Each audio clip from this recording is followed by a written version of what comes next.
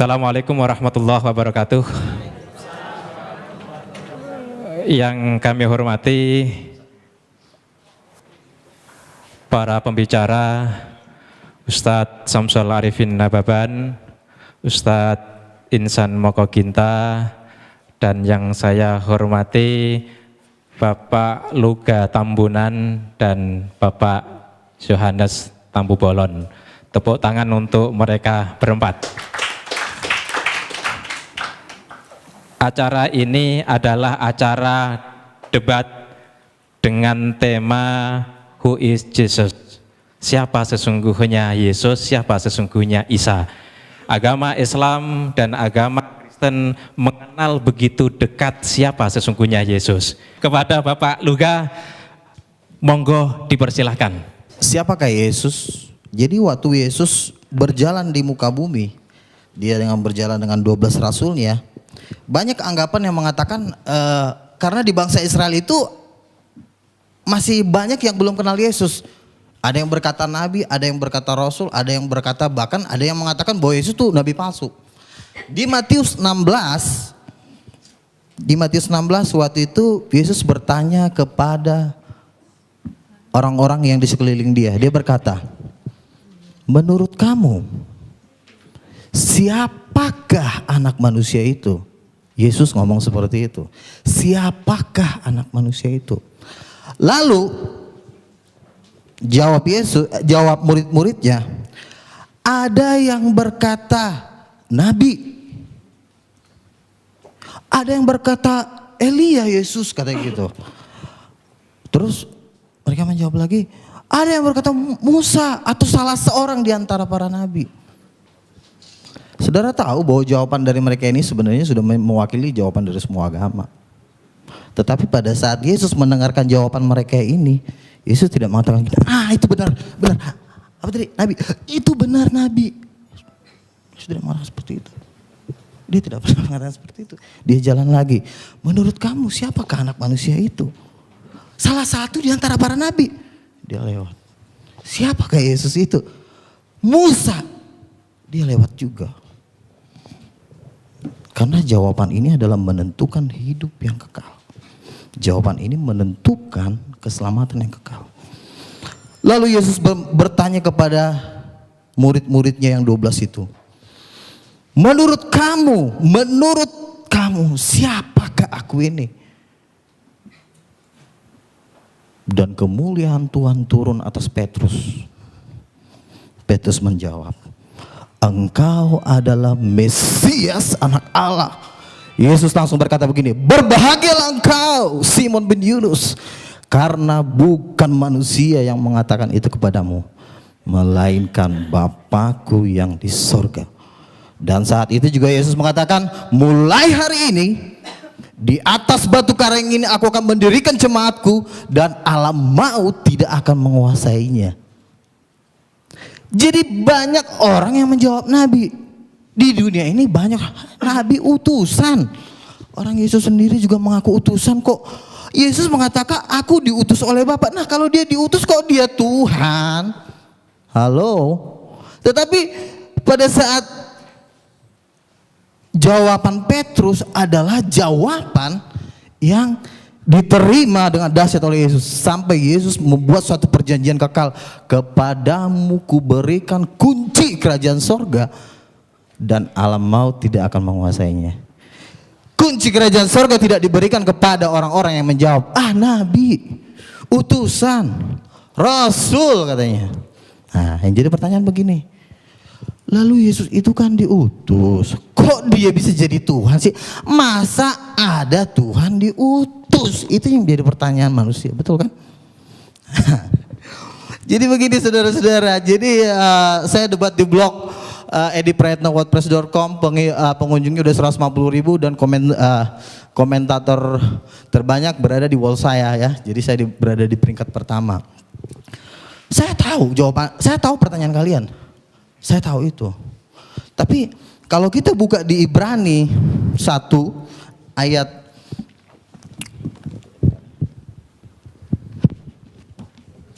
Ibrani 1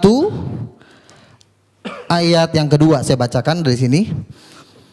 Maka pada zaman akhir ini ia telah berbicara kepada kita.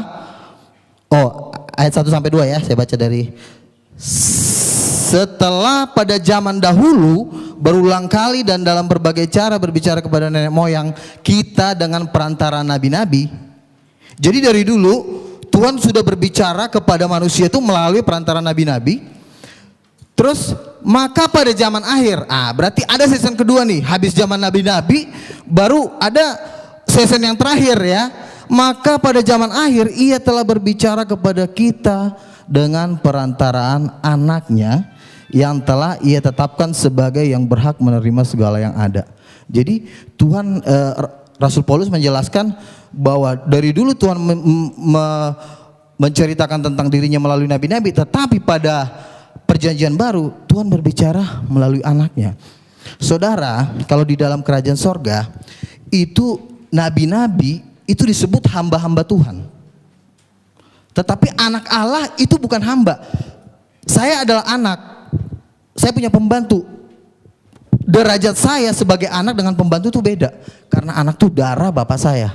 Jadi pengertian ini yang harus dimengerti. Jadi kalau waktu itu saya pernah debat dengan Dr. Sani Umur, anak Allah itu artinya apa sih Pak? Anak Allah itu artinya orang yang disayang Tuhan, lalu langsung diterjemahkan menjadi nabi. Anak Allah tidak bisa langsung diterjemahkan dengan jadi nabi. Dasarnya apa? Karena Yesus mengatakan seperti ini. Pada waktu Yesus berjalan di muka bumi, dia memberikan suatu perintah kepada manusia. Aku diutus oleh Bapa, benar ya, Yesus memang utusan. Tetapi karena Yesus utusan bukan berarti dia langsung jadi nabi. Jangan langsung ditafsir sembarangan. Karena yang bisa berhak menafsirkan kitab para nabi-nabi itu cuma 12 rasul. Makanya dikatakan bahwa Yerusalem baru itu dibangun pondasinya itu nama 12 rasul. Jadi jangan ada satu manusia pun sekalipun dia gelarnya doktor, profesor, mau dari Harvard, mau dari manapun, tidak punya hak menafsirkan kitab para nabi. Jadi yang bisa menafsirkan kitab para nabi itu cuma rasul. Amin saudara. Jadi rasul-rasul inilah yang bisa menjelaskan karena mereka dasar pondasi. Kalau Anda mendengarkan menurut pendapat doktor teologi A, doktor teologi B, dasarnya apa? Kenapa rasul bisa menjelaskan kitab para nabi? Satu, contoh Rasul Paulus. Rasul Paulus adalah diklaim orang muslim sebagai pendiri agama Kristen. Jadi katanya Rasul Paulus itulah yang mengatur semua tentang Yesus Tuhan itu di Alkitab. Rasul Paulus menjelaskan tentang Yesus Tuhan itu gak cuma ngomong, saudara. Itu diteguhkan dengan tanda-tanda mujizat. Siapapun tidak boleh menafsirkan kitab para nabi kalau tidak diteguhkan dengan tanda-tanda mujizat. Ada waktu itu Rasul Paulus menginjili seseorang, dia bilang begini, udah kau percaya Yesus Tuhan. Ada juga datang nabi palsu. Udah jangan dengar si Paulus. Paulus itu palsu. Paulus bilang apa? Paulus bilang gini di Kisah Para Rasul, hai anak iblis, buta kau. Buta langsung. Jadi bagaimana mungkin seorang buta ini yang udah dibutakan sama Paulus mengatakan gini sama Paulus, kau palsu ya, dia aja jalan nggak bisa. Paulus udah melakukan satu tanda mujizat yang dahsyat, makanya kesaksiannya itu bisa dipegang. Jadi nggak cuma ngomong, Tuhan tuh nggak segan dengan gelar Anda doktor. Emang Tuhan takut kalau gelar Anda profesor? Tuhan gak takut, tetapi Tuhan takut apabila engkau disertai Tuhan dan engkau melakukan tanda-tanda mujizat. Mungkin Anda berkata, wah, Joko Bodo juga bisa bikin mujizat. Ini juga bisa bikin mujizat, siapa tuh? Ponari.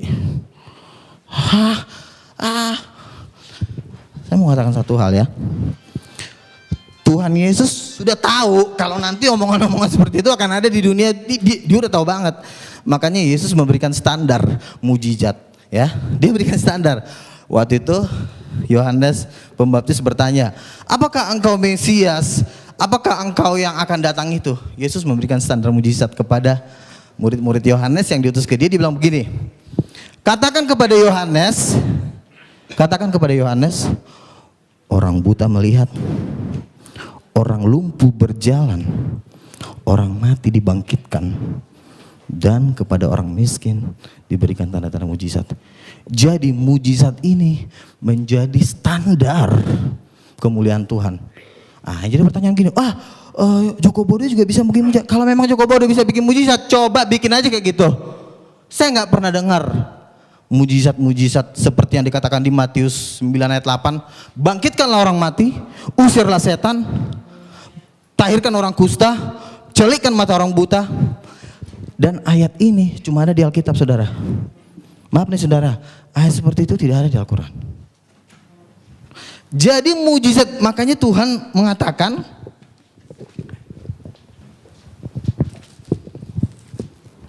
saya bacakan dulu. Jadi pernyataan-pernyataan seseorang harus diteguhkan dengan tanda-tanda mujizat. Saya baca Kisah Para Rasul 14 ayat 3. Paulus dan Barnabas tinggal berapa waktu lamanya di situ. Mereka mengajar dengan berani karena mereka percaya kepada Tuhan, dan Tuhan menguatkan berita tentang kasih karunia-Nya dengan mengaruniakan kepada mereka kuasa untuk mengadakan tanda-tanda mujizat. Jadi tanda-tanda mujizat itu, lalu pernah saya debat di Facebook, dibilang begini, Pak Luga, mujizat kan itu kan ada kan cuma di zaman Nabi. Coba tunjukin ayatnya di mana mujizat cuma berhenti di zaman Nabi. Yoel 2 ayat 28 mengatakan bahwa pada hari-hari terakhir justru Tuhan lebih dahsyat lagi bikin mujizat. Bahkan dia bisa menurunkan api dari langit. Reinhard Bonnke mengadakan KKR di Afrika, itu sampai 100 orang mati dibangkitkan. Orang buta melihat, orang lumpuh berjalan. Lalu ada satu orang lagi, teman saya ngomong gini, ada namanya Paulus Tanker loh Pak Luga. Kenapa Paulus Tanker?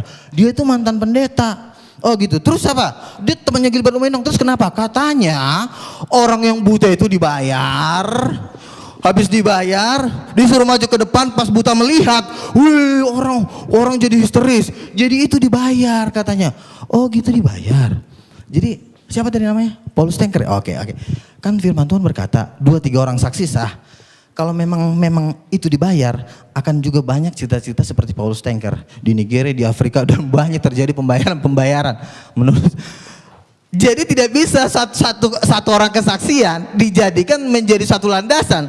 Karena 4 tahun saya berdebat, dari tahun 2000 saya berdebat waktu itu dengan Pak Jahir, kan ketua lembaga kristologi. Dia bilang, wah itu mujizat palsu, itu cuma direkayasa. Tetapi apa yang terjadi? Di TV-TV banyak terjadi mujizat Tuhan. Dan saya mau katakan, terus terang dari hati nurani saya, belum pernah ada kiai bikin seperti itu. Sama juga di zaman Yesus.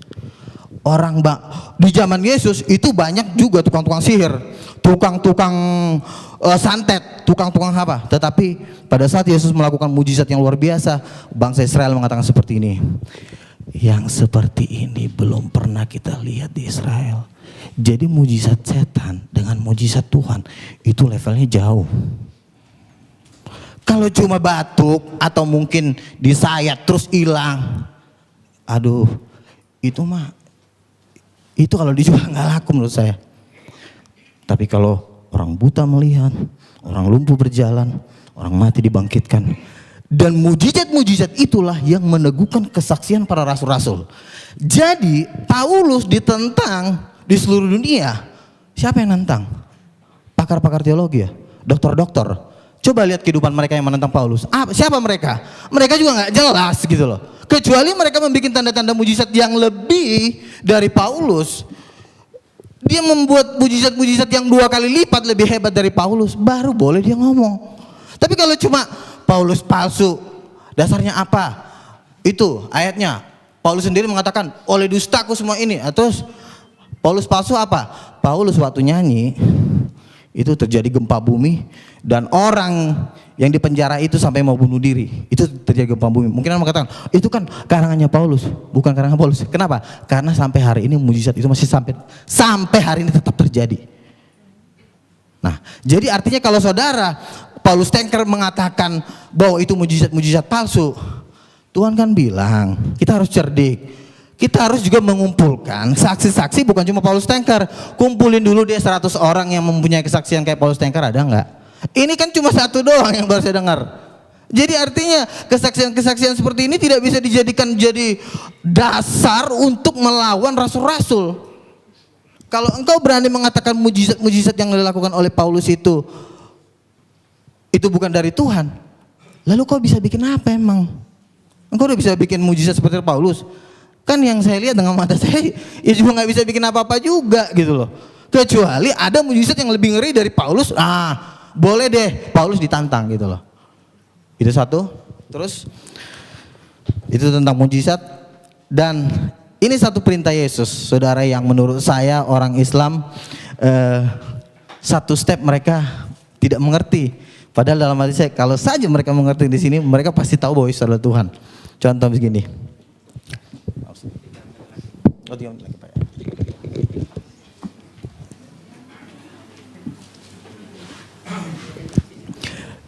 Yesus turun ke bumi, dia memberikan satu perintah. Perintahnya apa? Yesus berkata, percayalah kepada Allah, berdoalah kepada Allah. Orang Islam langsung amin, yes. Wih, sama dong sama kita. Yesus aja juga menyuruh orang berdoa kepada Allah. Wih, yes. Kita percaya kepada Allah, sama. Buktinya Yesus menyuruh orang berdoa kepada Allah. Berarti dia bukan Tuhan. Salah. Masih ada sambungannya. Inilah yang kalian gak pernah pelajarin. Apa? Yesus mengatakan seperti ini. Berdoalah kepada Allah. Terus sambungannya apa? Ada yang tahu nggak? Ada yang tahu nggak? Berarti nggak pernah baca Alkitab. Ayo, ada yang tahu nggak? Wah, katanya ini pakar-pakar kristologi semua nih. Katanya, wah, berdoalah kepada Allah. Sambungannya apa? Kan orang Muslim kan mengatakan gini, berdoalah kepada. Oh iya, sama. Kita disuruh percaya sama Allah. Terus itu masih ada sambungannya. Orang Islam nggak mau. Enggak. Percaya kepada Allah. Cukup. Menyembah Allah aja. Allahu Akbar. Kata Yesus, belum selesai. Enggak. Cuma itu aja. Yang penting berdoa kepada Allah.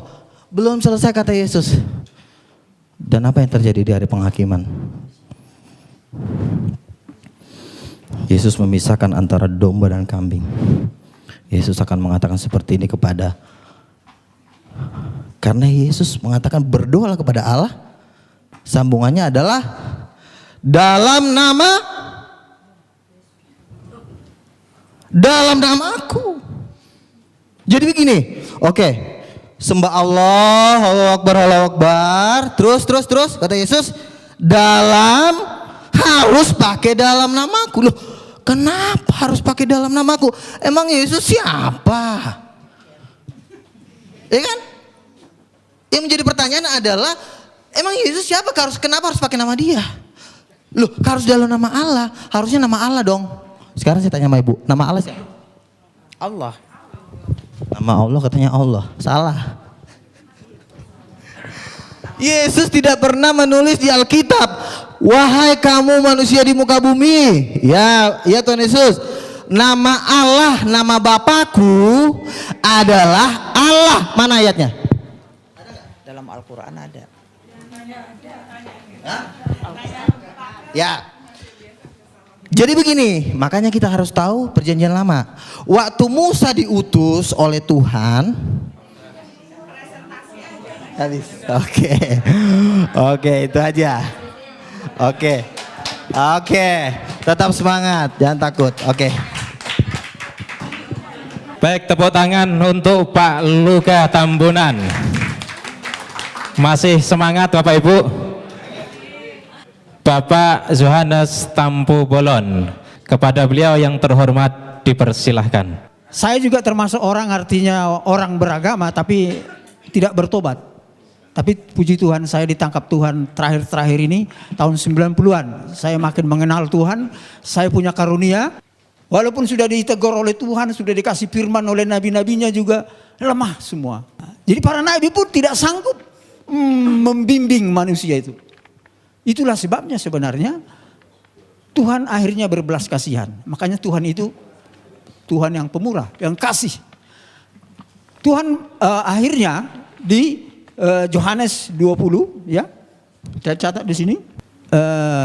Yohanes 29:31, Tuhan mengutus Yesus turun ke dunia untuk menyelamatkan manusia itu. Karena nabi pun tidak sanggup untuk menyelamatkan manusia itu. Jatuh di dalam dosa. Dan apa rahasianya? Saudara-saudara, ada di dalam satu hukum karena ini kejadiannya kedatangan Yesus ada di Israel. Kalau orang berdosa harus dihukum mati, saudara-saudara. Itu hukum Israel di sana, ya. Jadi saudara-saudara, bagaimana mengampuni dosa ini yang banyak orang ini? Apakah harus dimatikan? Tuhan akhirnya berbelas kasihan. Itu tidak sangat mungkin. Saya menciptakan mereka segambar dengan saya. Akhirnya dengan kasih Allah, inilah yang kita kenal dengan Tuhan Roh Pemurah. Dia mengutus Yesus yang adalah rohnya sendiri sesuai dengan Alkitab dan Al-Quran. Itu dia bukan hasil perkawinan manusia biasa. Tapi Alkitab menyaksikan dia adalah roh Allah sendiri. Dia hanya menjelma. Al-Quran juga saya baca, dia adalah menjelma gitu ya melalui Miriam, ya. Hampir sama titik tertemunya di sini. Jadi kalau dua Alkitab mengatakan tentang Mesias itu adalah roh Allah, kebenarannya tidak ada yang bisa menyangkal, saudara-saudara. Ya itu. Jadi di sinilah yang kita bersyukur dua agama besar ini, bahkan sebenarnya dengan agama Yahudi di dalam akhir zaman ini sedang Tuhan pertemukan. Ya, mengenal Tuhan itu sendiri. Sedang Tuhan pertemukan. Inilah keajaiban tiga agama ini. Maaf aja dengan agama yang lain saya tidak bisa nyambung. Karena tidak ada nabi-nabinya. Tidak ada pewahyuannya. Karena kunci rahasia daripada firman adalah ada pewahyuan dan harus ada nabinya. Ya, nggak mungkin itu diberikan kepada bukan manusia nabi. Kalau manusia biasa nggak bisa, bapak-bapak sekalian. Ya, nggak sembarangan. Jadi itulah saudara-saudara kekasih. Akhirnya Tuhan mengutus Yesus sebagai Mesias. Dan persoalannya sekarang, kenapa Yesus yang diutus, bukan nabi lagi? Saya belajar Alkitab teologi, saudara-saudara. Ternyata saudara-saudara, yang harus dihukum ini harus mati. Untuk mengampuni dosa ini harus mati. Itu benar, Yesus harus mati. Makanya menurut teologi, Yesus itu 100% manusia. Tapi persoalannya sekarang, siapa yang bisa mengampuni dosa manusia? Apakah ada manusia yang bisa mengampuni manusia? Enggak bisa. Hanya Tuhan yang bisa mengampuni dosa manusia. Makanya Yesus itu setengah ya roh Allah dan memang ada dagingnya adalah manusia dan lahir ke bumi. 100% Allah dan 100% manusia. Itulah keajaibannya. Ya, inilah keajaiban daripada rahasia ini, Bapak Ibu sekalian. Karena apa? Kalau Nabi sendiri nggak sanggup mengampuni dosa, Bapak Ibu sekalian, nggak sanggup. Itulah makanya waktu saya belajar teologi, oh iya luar biasa. Saya juga mengerti, oh luar biasa kenapa sampai seperti itu adanya rahasia Tuhan itu. Jadi itulah sebabnya oleh karena kasihnya dia mengutus Yesus dengan seperti itu, rahasia seperti itu, saudara-saudara. Ya, dan saudara-saudara, apa yang terjadi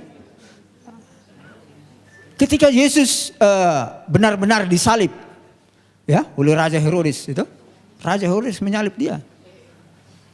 Iblis memakai Raja Herodes dan ketawa-ketawa iblis itu. Oh, dia sudah mati.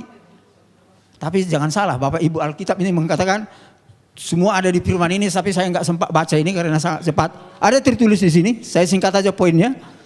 Ketika Yesus tersalib, dia dikubur. 3 hari lamanya dia ke alam maut. Dia berperang dengan iblis di sana. Tapi saudara-saudara, apa yang terjadi? Dia bangkit. Alkitab ada tertulis ya, dia bangkit. Dia berarti menang melawan iblis. Kalau dia tidak bangkit, dia tidak berarti tidak menang melawan iblis. Tapi ternyata bangkit. Bahkan dia naik ke surga. Dan firman-Nya ada dikatakan di sana, saya akan ke surga untuk menyiapkan tempat bagi umat manusia. Menyiapkan tempat. Ya, tetapi dia mengutus Roh Kudus. Itu kunci rahasianya di sini. Kenapa harus diutus Roh Kudus? Karena Roh Kudus inilah yang bisa, kalau kita percaya kepada Isa Al-Masih sebagai Mesias, ini Roh Allah yang bisa menyertai kita tiap hari. Itu ada di hati kita. Itu saudara-saudara, itu kelebihan keunggulan daripada rahasia daripada Yesus diutus ke dunia ini. Ketika dia sudah di sorga sebagai pendoa syafaat, ya, Roh Kudusnya ada di dunia ini terus. Dan sekarang pun saya percaya, kita percaya ada Roh Kudus. Alkitab mengatakan itu, bahkan Al-Quran juga mengakui ada Roh Kudus. Roh Allah, ya, Rohullah. Itu ada di mana-mana. Makanya Tuhan itu ada di mana-mana. inilah yang dinamakan elemen Trinitas. Elemen Trinitas. Bapa, Yesus, dan Roh Kudus. Dan Roh Kudus inilah yang menolong kita ketika percaya kepada Allah. Ya, inilah yang luar biasa. Dan saudara-saudara, para rasul, para nabi disertai Roh Kudus. Kalau tidak ada Roh Kudusnya para nabi, wah itu bukan nabi, saudara-saudara. Bukan rasul itu namanya. Dan saya bersyukur saya telah diurapi oleh Roh Kudus ketika saya percaya kepada Yesus. Bahkan saya ada kuasa dan pengalaman menghancurkan kuasa iblis. Oh, luar biasa Bapak Ibu. Kalau kita diurapi oleh Roh Kudus itu sendiri, kita ada kuasa, ada firman-Nya tertulis. Ada kuasa. Bisa, iblis itu bisa kita hancurkan. Kuasanya ya, jangan salah. Bahkan para dukun, maaf aja. Bisa santet-santetnya itu bisa hancur. Dan santet dukun sudah berapa kali saya disantet, enggak mempan. Ada perlindungan Tuhan di dalam saya. Amin. Berapa kali? Jadi itulah bukti daripada kebenaran ilahi daripada Yesus yang menyelamatkan manusia. Itu kan selamat. Saya diselamatkan dari kekuatan gaib. Saya bahkan dikasih kuasa melawan kejahatan ya. Saya bukan dikasih kuasa untuk melawan kebenaran. Enggak. Melawan kejahatan. Bapak Ibu saudara-saudara, walaupun Yesus sudah tersalib dan sudah naik ke surga, iblis itu bapak-bapak ibu sekalian bertahu sampai sekarang masih bekerja. Saya kira Al-Quran dengan Alkitab sama. Iblis itu masih bekerja. Lihat aja sekarang ini, banyak konflik, banyak perzinahan, banyak apa lagi? Korupsi. Oh ya, ini pekerjaan iblis saudara-saudara. Jadi dunia ini harus kita selamatkan. Ini rata-rata semua karena tidak mengenal Tuhan. Walaupun kadang-kadang mengenal Tuhan tapi setengah-setengah. Jatuh juga saudara-saudara. Lemah. Bayangkan. Itulah sebabnya saudara-saudara.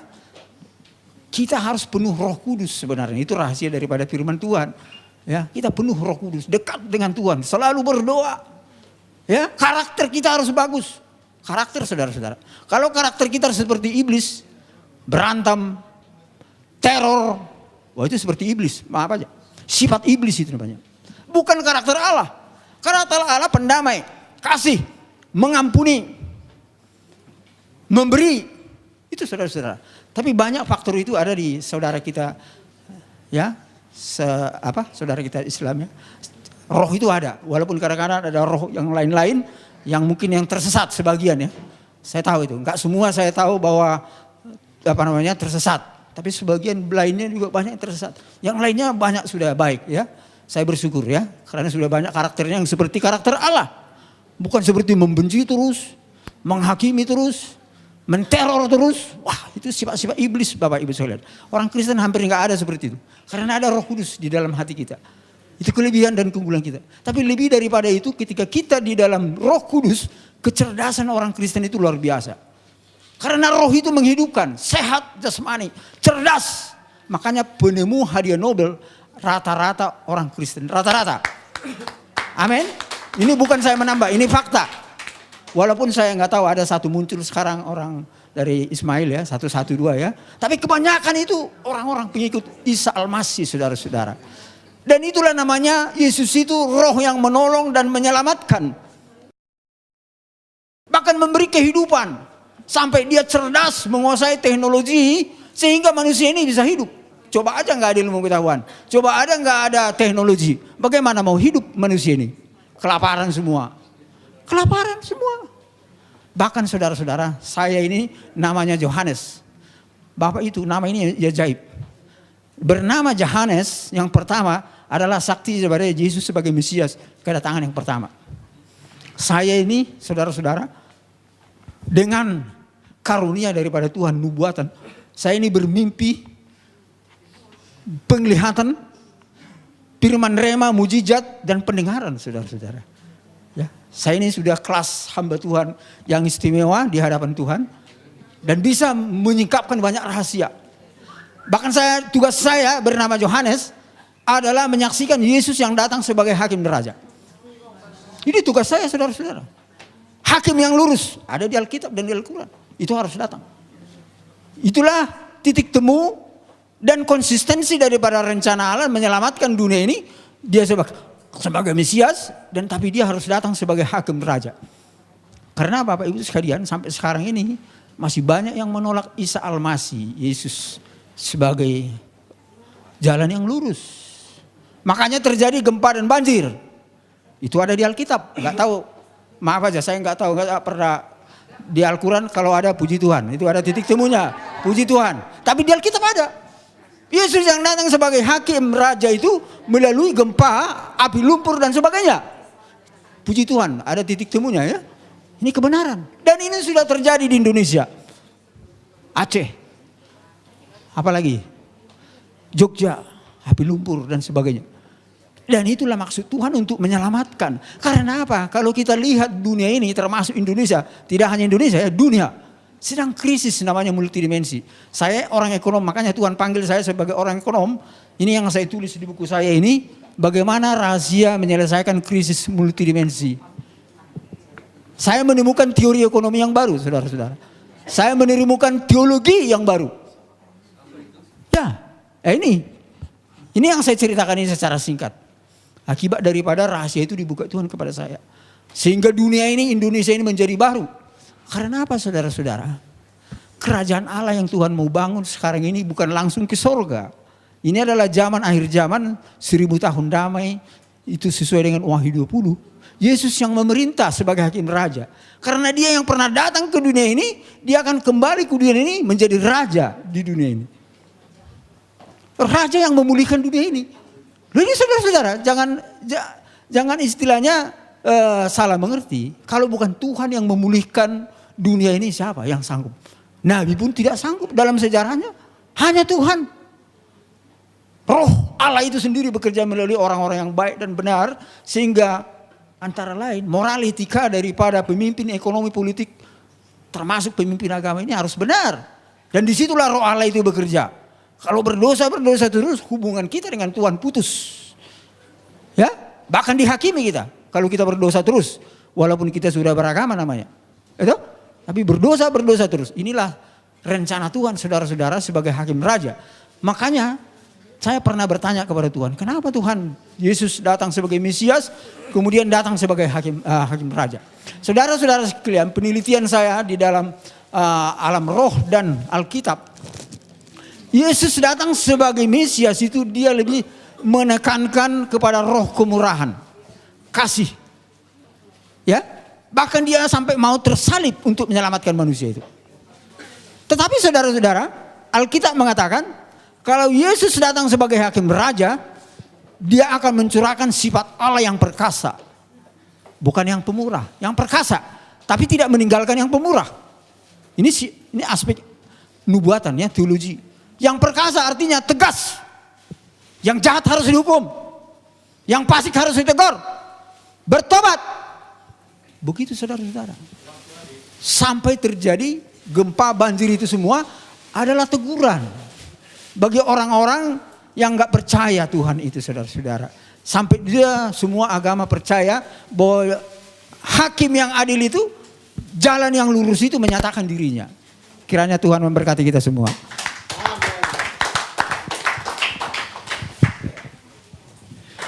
Untuk pembicara yang ketiga adalah Bapak Ustadz Insan LS Mokoginta. Kepada beliau dipersilahkan. Baiklah. Bismillahirrahmanirrahim. Assalamualaikum warahmatullahi wabarakatuh. Alhamdulillahillazi arsala rasulahu bil huda wa dinil haq liyuzhir 'ala dini kullihi walau karihal musyrikun. Asyhadu an la ilaha illallah wahdahu la syarikalah. Asyhadu anna Muhammadar Rasulullah la nabiyya ba'dah. Amma ba'd. Bapak Ibu hadirin sekalian yang dirahmati oleh Allah Subhanahu wa taala, tadi kita telah mendengarkan paparan dari teman-teman kita, pembicara dari Kristen, yaitu Bapak Luga Tambunan dan Pak Yohanes Tampu Bolon. Sebenarnya tema ini bukan hanya who is Jesus, masih ada sambungannya ya. Tema yang sudah kami sepakati, saya dengan Pak Luga, who is Jesus? God or prophet? Maksudnya Tuhan atau Nabi, ya, gitu Pak ya. Jadi siapakah Yesus, Tuhan atau Nabi? Nah, tadi kedua pembicara telah mempresentasikan tentang Yesus sebagai Tuhan dengan segala kelebihannya. Tapi untuk membantahnya nanti sebentar saja. Saya akan mempresentasikan dan membuktikan bahwa Yesus itu benar-benar nabi, bukan Tuhan, berdasarkan Alkitab. Setelah saya akan menggunakan Alkitab atau Bible untuk membuktikan bahwa Yesus itu nabi, bukan Tuhan, ya. Baik, kita lihat sini. Siapa yang paling tepat menjelaskan status Yesus Tuhan atau nabi dalam Alkitab atau Bible? Siapa yang paling pas? Ya, tentu saja jawabannya Allah, Yesus, dan mereka yang hidup sejaman dengan Yesus. Tentu kesaksian Allah dan Yesus itu paling kuat. Ya kan? Kemudian kesaksian dari orang-orang yang hidup sejaman dengan Yesus. Nah, saya akan memulai dari kesaksian yang paling rendah. Orang-orang yang hidup sejaman dengan Yesus. Karena mereka lah yang bergaul langsung dengan Yesus. Ya, beda dengan Pak Luga dan Pak Yohanes hidup 2000 tahun kemudian. Ya, tentu kesaksian orang yang bergaul dengan Yesus, yang berbicara langsung dengan beliau, mereka paling tahu siapa Yesus itu. Baik, kita lihat. Kesaksian orang yang hidup sejaman dengan Yesus mengatakan siapa Yesus itu pada saat itu. Matius 21 ayat 11. Dan orang banyak itu menyahut, inilah Nabi Yesus dari Nazaret di Galilea. Itu kan tertulis di Injil. Saya akan 100% menggunakan Bible. Inilah Nabi Yesus dari Nazaret di Galilea. Markus 14 ayat 65. Lalu mulailah beberapa orang meludahi dia dan menutupi mukanya dan meninjunya sambil berkata kepadanya, hai Nabi, cobalah terka. Malah para pengawal pun memukul dia. Jadi mereka yang hidup sejaman Yesus mengatakan Yesus Nabi. Nabi Yesus. Ya.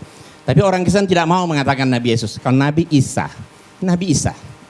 Kalau Yesus Tuhan Yesus katanya. Tapi kalau kami dalam Islam ya Nabi Isa. Berarti Yesus itu Nabi. Nah, selanjutnya kita lihat. Banyak ayat-ayat yang berbicara seperti ini. Katanya kepada mereka, apakah itu? Jawab mereka, apa yang terjadi dengan Yesus orang Nazaret? Dia adalah seorang nabi. Yohanes 7 ayat 40, berapa orang di antara orang banyak yang mendengarkan perkataan-perkataan itu berkata, dia ini benar-benar seorang nabi. Ya, ia adalah seorang nabi. Jadi, mau diulang yang tadi? Nah, langsung ya. Jadi tadi kesaksian orang yang hidup sejaman dengan Yesus mengatakan Yesus itu adalah nabi. Saya lebih percaya kepada orang yang bergaul dan hidup sejaman dengan Yesus ketimbang orang yang hidup 2000 tahun kemudian. Kemudian Yesus sendiri yang memberi kesaksian. Ini derajat lebih tinggi karena Yesus sendiri yang memberi kesaksian. Injil itu ada 4. Matius, Markus, Lukas, dan Yohanes. Ternyata keempat Injil semua Yesus mengaku dengan jujur dan polos dia itu nabi. Lalu mereka kecewa dan menolak dia. Maka Yesus berkata kepada mereka, titik 2 koma pembuka. Berarti ini ucapan Yesus kan? Seorang nabi dihormati di mana-mana kecuali di tempat asalnya dan di rumah. Jadi Yesus sendiri yang memberi kesaksian dia itu nabi. Injil Markus, maka Yesus berkata kepada mereka, seorang nabi dihormati di mana-mana. Injil Lukas, nabi. Injil Yohanes, nabi. Ini ucapan Yesus sendiri loh. Ya kan? Kita lebih tentu jelas sekali, lebih jauh lebih kuat kesaksian Yesus ketimbang kesaksian orang-orang yang hidup zaman di dalam Alkitab. Ya, Pak Luga boleh lihat. Ya. Pasal 5 ayat 29. Tetapi Petrus dan rasul-rasul itu menjawab, katanya, kita harus lebih taat kepada Allah daripada kepada manusia. Iya, kita lebih taat kepada Allah daripada manusia. Nah, tentu setelah Allah, Yesus kan baru manusia. Kalau tadi kesaksian manusia, Paulus. Sekarang kesaksian Yesus tentu jauh lebih kuat. Apalagi kesaksian Allah kan? Kita lihat, Allah itu bukan manusia. Di dalam Alkitab 1 Samuel 15:9 lagi sang mulia dari Israel tidak berdosa dan ia tidak tahu menyesal sebab ia bukan manusia. Aku tidak akan melaksanakan murkaku yang bernyalanya, itu tidak akan membinasakan Efraim kembali, sebab aku ini Allah dan bukan manusia. Nah, kemudian lihat saksian Allah lebih kuat tadi kan. Nah, di dalam Ulangan 4 ayat 3, engkau diberi melihatnya untuk mengetahui bahwasanya Tuhanlah Allah, tidak ada yang lain kecuali Dia. La ilaha illallah. Ulangan 4:39, sebab itu ketahuilah pada hari ini dan camkanlah bahwa Tuhanlah Allah yang di langit, di atas dan di bumi dan di bawah, tidak ada yang lain. La ilaha illallah. Kemudian Ulangan 6 ayat 4, dengarlah hai orang Israel, Tuhan itu Allah kita, Tuhan itu Esa. Esa berarti satu, bukan dua, bukan dia. Kesaksian Allah lebih kuat. Tadi sudah dibacakan tadi kan? Kita menerima kesaksian manusia, tapi kesaksian Allah itu harus lebih kuat. Jadi kesaksian Pak Luga dan Pak Yohanes kita bisa terima, tapi kesaksian Yesus dan Allah pasti lebih kuat. Kita lihat ini, tidak ada Allah kecuali aku. Di Yesaya ya, bahwa aku tetap Dia, akulah Tuhan dan tidak ada juru selamat selain daripada aku. Ya, akulah Allah, juga seterusnya aku tetap Dia. Jadi Allah tetap Allah, nggak akan pernah berubah menjadi manusia.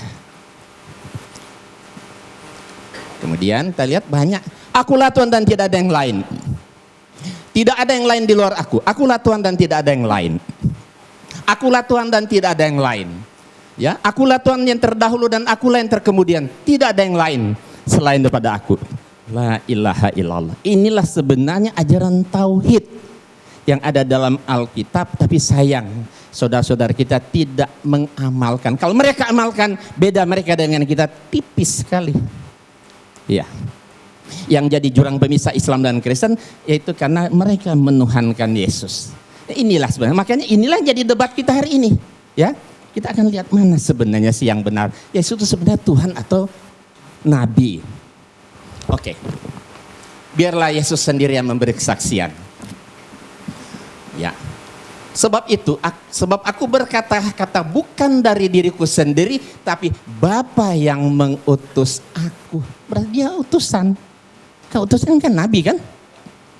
Menyembah Tuhan. Nah, ini kata Yesus. Yesus berkata kepada iblis, "Nyala iblis."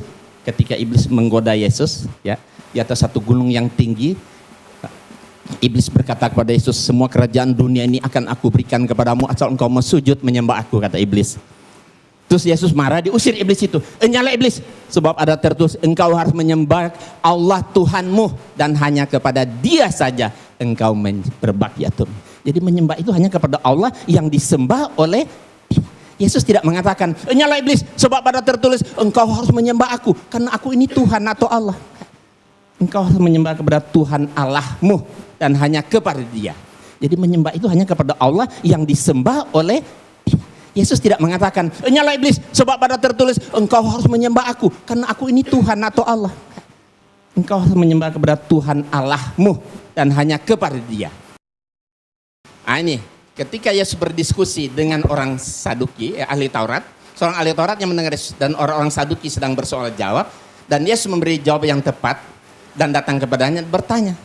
Orang Saduki bertanya kepada Yesus, "Hukum mana yang paling utama?" Jawab Yesus, "Hukum yang terutama, dengarlah hai orang Israel, Tuhan itu Allah kita. Tuhan itu Esa. Tuhan itu Allah kita," kata Yesus, berarti termasuk Allah Dia kan? Tuhan itu Allah kita, Tuhan itu Esa. Esa berarti satu, bukan dua, bukan tiga. Terus apa yang diucapkan oleh Yesus dibenarkan oleh ahli Taurat. Dia sedang berhadapan muka dengan Yesus saat itu. Apa kata dia? "Tepat sekali guru." Bukan Tuhan kan? "Tepat sekali guru. Benar katamu itu bahwa Dia Esa dan bahwa tidak ada yang lain kecuali Dia. La ilaha illallah."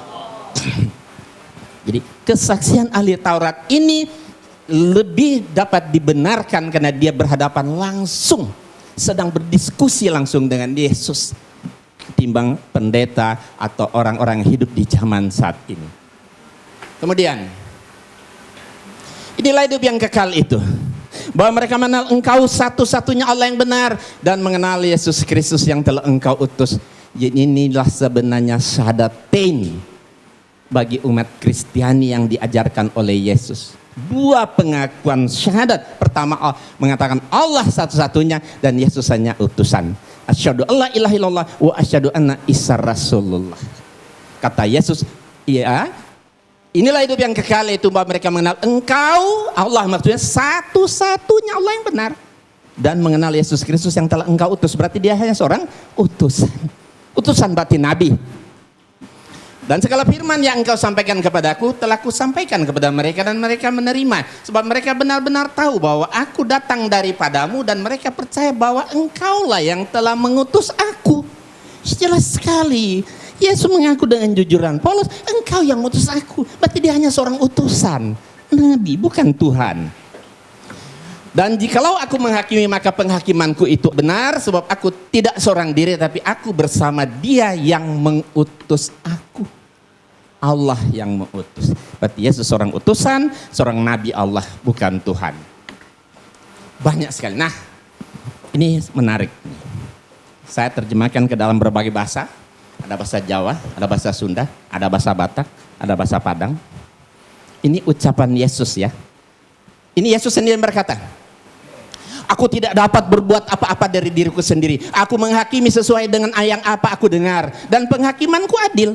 Sebab aku tidak menuruti kehendakku sendiri, melainkan kehendak Dia yang mengutus aku. Aku orang bisa nindake apa-apa sakader karep kude. Aku nggak bisa. Ya kan? Ini bahasa Sunda.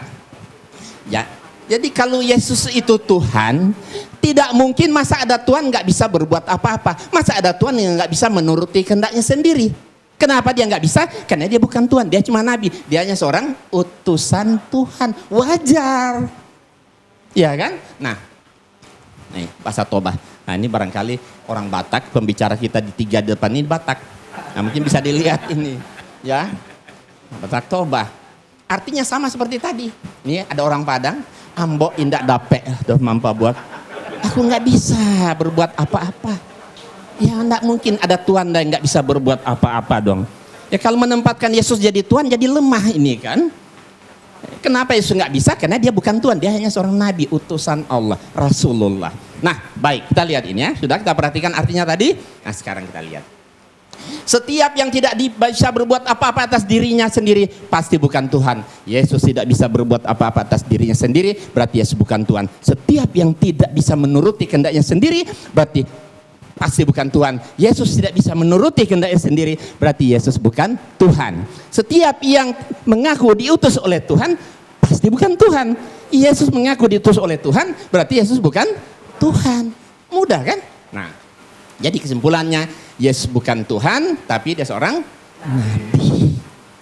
Terakhir, satu lagi. Yesus sangat ketakutan kepada malaikat. Ya, di sini kita bisa lihat ini ayat Bible. Kita bukan merendahkan Yesus, tapi mendudukkan Yesus pada posisinya yang benar. Ya.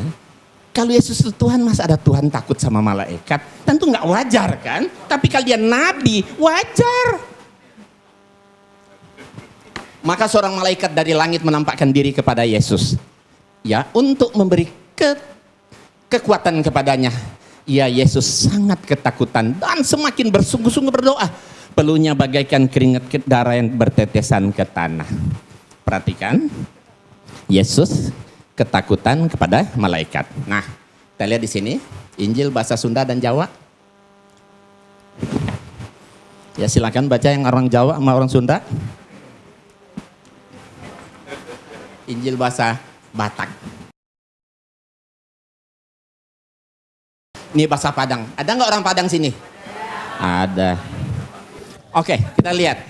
Jadi kesimpulannya, setiap yang menerima kekuatan dari malaikat Tuhan pasti bukan Tuhan. Yesus menerima kekuatan dari malaikat Tuhan, berarti Yesus bukan Tuhan. Setiap yang ketakutan kepada malaikat Tuhan, pada malaikat pasti bukan Tuhan. Yesus ketakutan kepada malaikat, berarti Yesus bukan Tuhan.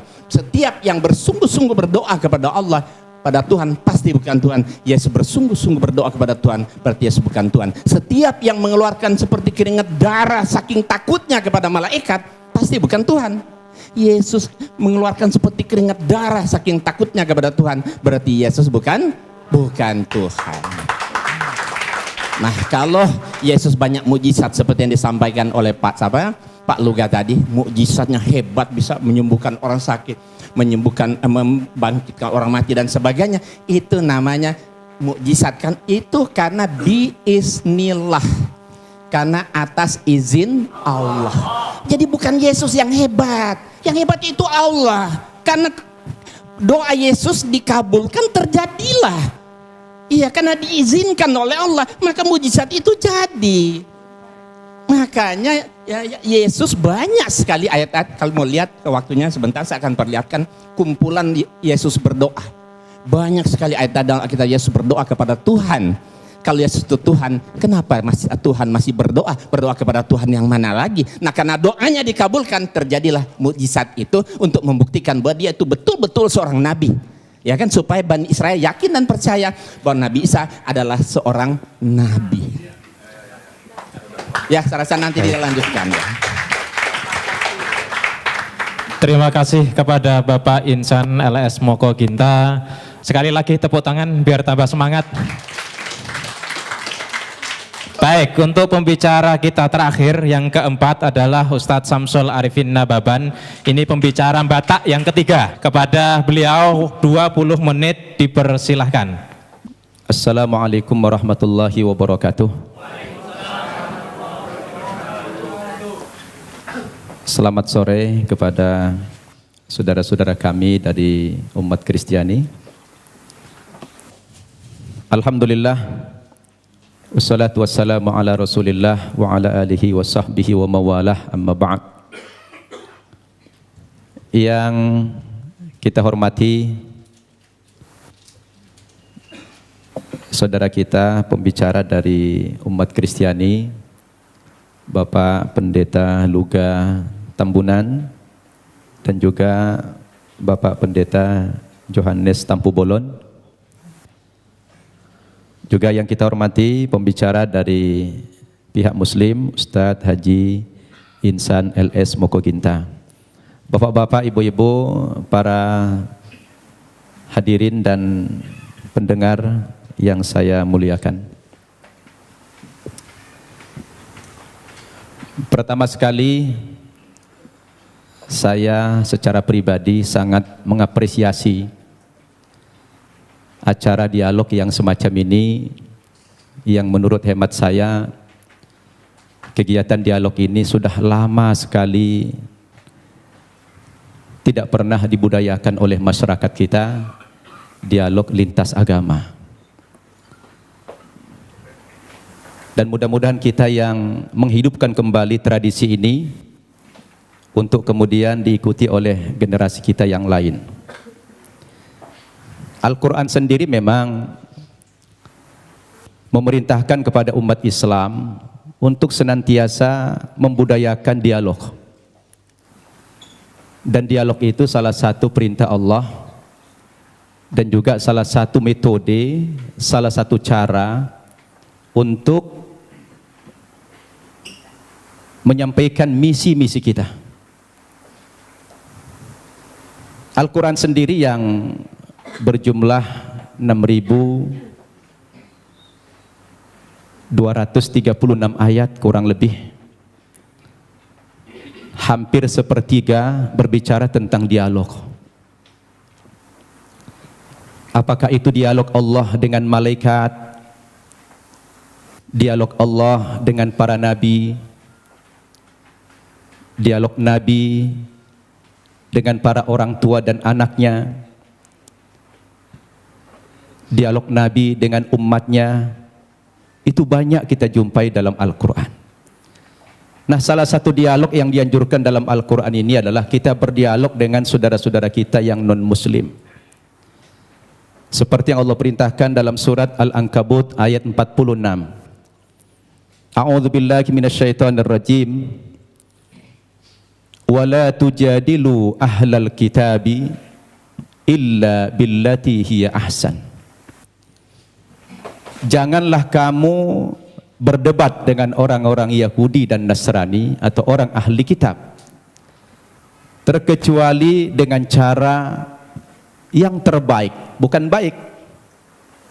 Al-Quran memerintahkan bukan baik, tetapi harus dengan cara yang terbaik.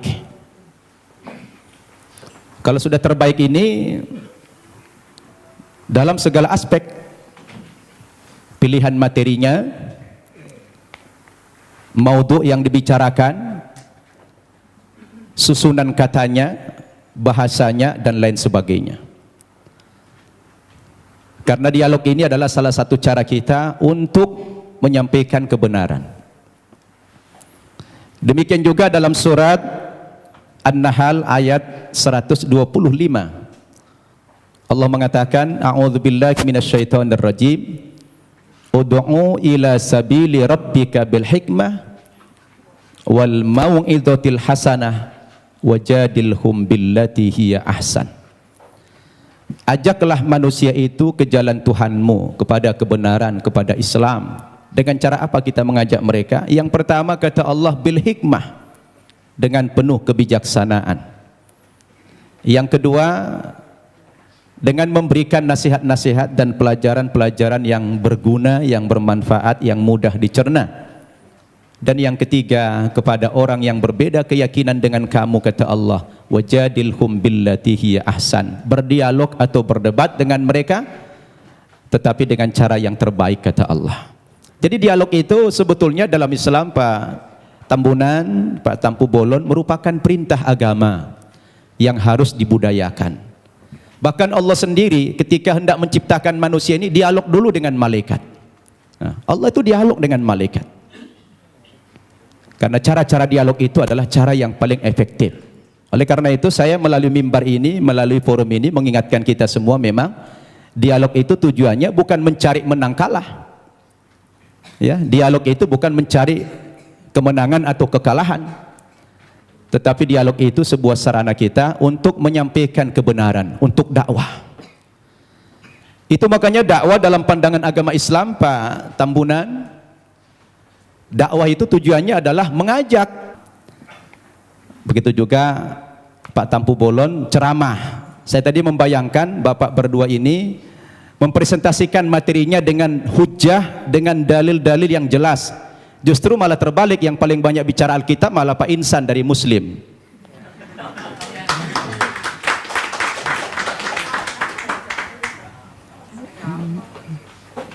Itu yang kita harapkan tadi. Saya pun pengen tahu banyak, tapi sudah terlanjur beliau tadi mempresentasikan dengan gaya retorika, gaya ceramah, ya apa boleh buat ya.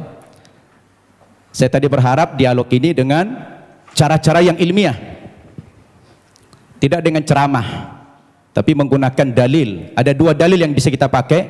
Pertama, dalil nakli, teks atau konsep. Yang kedua, dalil akli, akal atau logik. Dua hal ini bisa menangkap kebenaran yang sedang kita diskusikan hari ini, yang mengambil tema siapa itu Yesus, Tuhan atau Nabi. Baik Bapak Ibu yang saya muliakan, agar tidak terkesan mengulang materi yang sudah disampaikan pembicara terdahulu, saya akan masuk kepada materi yang lain dengan tema yang sama. Sebetulnya kepada saudaraku umat Kristiani, ketika kita bicara Yesus dalam bahasa Alkitab, Isa dalam bahasa Al-Quran, itu hanya perbedaan bahasa saja. Kedudukan Nabi Isa atau Yesus dalam Islam itu sangat terhormat, sangat mulia sekali. Bahkan kami bukan sekedar menghormati atau memuliakan Nabi Isa, tetapi Nabi Isa itu menjadi salah satu rukun iman kami, yang kami tidak sah menjadi seorang muslim apabila mengingkari kerasulan Nabi Isa itu. Tetapi memang kedudukannya dalam Islam, Nabi Isa itu adalah seorang nabi, seorang utusan Tuhan, bukan sebagai Tuhan, bukan pula sebagai anak Tuhan, seperti yang diimani oleh saudara kita umat Kristiani. Berdasarkan dalil yang begitu banyak, baik dengan pendekatan Al-Quran maupun pendekatan Alkitab. Saya ulangi, umat Islam wajib beriman kepada Yesus. Tidak sah iman umat Islam kalau tidak percaya kepada Yesus sebagai seorang rasul sebagai seorang nabi. Bayangkan itu Pak Tambunan, Pak Tampu Bolon, batal imannya orang Islam kalau mengingkari salah satu seorang nabi itu. Makanya dalam sharing saya dengan umat kita Nasrani, saya selalu katakan begini, kalaulah seandainya agama Kristen itu yang benar, dengan tokohnya adalah Yesus, kemudian umat Kristen masuk ke dalam sorga, insya Allah umat Islam juga akan ikut masuk ke dalam sorga. Kenapa? Karena kita beriman kepada Yesus. Tetapi kalau Islamlah yang benar, dengan tokoh kita Nabi Muhammad yang juga mengimani nabi-nabi yang terdahulu, kemudian saudara kita umat Kristiani tidak beriman kepada kerasulan Muhammad, mohon maaf, terpaksalah saudara kita masuk neraka kalau akan masuk surga. Ini untungnya menjadi umat Islam. Kenapa? Karena apa yang mereka imani kita imani juga, tetapi apa yang kita imani mereka tidak imani. Itulah perbedaan yang mendasar antara kita dengan umat Kristiani. Hanya persepsi tentang Nabi Isa, dia Tuhan atau Nabi. Berdasarkan ayat-ayat Alkitab yang sudah dipaparkan begitu banyak oleh Ustadz Insan Mokoginta tadi, ternyata ratusan ayat yang kontradiksi. Ada yang mengatakan Nabi Isa itu Tuhan, ada yang mengatakan dia Nabi. Oleh karena itu, saya ingin mengajak antum semua untuk merenung. Ketika kita berbicara Yesus itu Nabi atau Tuhan, apa yang menjadi parameter kita? Siapa yang paling punya otoritas membicarakan tokoh ini, Tuhan atau Nabi? Menurut hemat saya, yang paling punya otoritas bukan pribadi-pribadi, bukan manusia, bukan pendeta, bukan ustadz, tetapi yang paling punya otoritas membicarakan tokoh ini mestinya adalah sumber agama itu sendiri, yaitu Alkitab atau Al-Quran. Betul tidak? Harus sumber agamanya itu yang menjadi tolok ukur. Sekarang kita pertanyakan, dari dua kitab suci ini, Al-Quran maupun Alkitab, yang mana yang memenuhi kriteria sebagai sebuah kitab suci? Nah, ini perlu kita uji. Ini perlu kita uji. Kita capek bicara ngalur ngidul, mengangkat dalil-dalil. Kalau dalil itu tidak representatif, tidak rasional, saya pikir juga percuma. Sekarang kita harus bicara dari dua kitab suci ini. Kenapa dikatakan dia kitab suci? Coba Bapak Ibu saya tanya. Ada buku? Coba ada buku? Coba buku. Ya, itu aja, taruh, minjam dulu. Ya. Bapak Ibu saya tanya. Ini kata lainnya apa? Kitab suci. Oke. Ini apa namanya? Buku. Buku kan? Bapak Ibu saya tanya, ini sama ini bahan bakunya sama tidak? Sama-sama apa? Sama-sama kertas. Kenapa dalam penamaan jadi beda? Yang ini dikatakan kitab suci, yang ini dikatakan buku. Kenapa jadi beda namanya? Padahal bahan bakunya sama-sama kertas. Yang membedakan apanya? Ternyata yang membedakan kontennya, isinya. Dia dikatakan kitab suci karena memuat firman-firman Tuhan Zat yang Maha Suci. Kenapa dikatakan ini buku? Karena dia adalah buatan manusia dan manusia tidak ada yang suci. Betul tidak? Sekarang mari kita uji. Kalau kita sepakat apa yang membedakan buku dengan kitab suci adalah terletak pada kontennya. Kalau kitab suci itu adalah memuat firman-firman Tuhan. Ketika kita uji Bapak Ibu, 5 kriteria minimal kalau kita ingin menguji apakah kitab suci itu benar apa tidak. Yang pertama, sebuah kitab suci itu akan dikatakan benar apabila dia murni datang dari Allah, 100% datang dari Allah, dan tidak ada intervensi manusia di dalam kitab suci itu dalam bentuk kontennya setinggi apapun otoritas manusia itu. Betul tidak? termasuk di dalamnya Nabi. Makanya kalau kita baca Al-Quran, ini 100% firman Tuhan, tidak ada perkataan Nabi Muhammad di sini. Perkataan Nabi Muhammad dimuat dalam hadis namanya. Tidak ada satu ayat pun di sini sumbangan Nabi Muhammad dalam bentuk isi. Ini adalah wahyu Tuhan 100%. Akan berbeda kalau kita baca ini Alkitab, di sini sudah tercampur, di sini ada perkataan Tuhan, di sini ada perkataan Nabi, di sini ada perkataan Rasul Paulus, di sini ada perkataan murid-muridnya, tercampur. Lalu di mana letak kesuciannya yang dikatakan kriteria kitab suci itulah murni datang dari Tuhan. Itu satu. Yang kedua, kriteria kitab suci itu dikatakan benar apa tidak? Apabila kitab suci itu ditulis pada zaman kitab suci itu datang, yang diterima oleh Nabi yang menerima kitab suci tersebut. Saya tanya, Al-Quran kapan ditulis? Ketika Nabi Muhammad masih hidup. Dia suruh sahabat menulis Al-Quran. Karena dia tidak bisa membaca, tidak tahu menulis, dia minta bantuan sahabat, sahabat menulis. Dan dia hidup sezaman dengan Nabi. Begitu selesai ditulis oleh sahabat, dikonfirmasi tulisan dengan bacaan Nabi, sama apa tidak, di cross check supaya tidak terjadi manipulasi. Kenapa? Karena kitab suci itu jadi pedoman.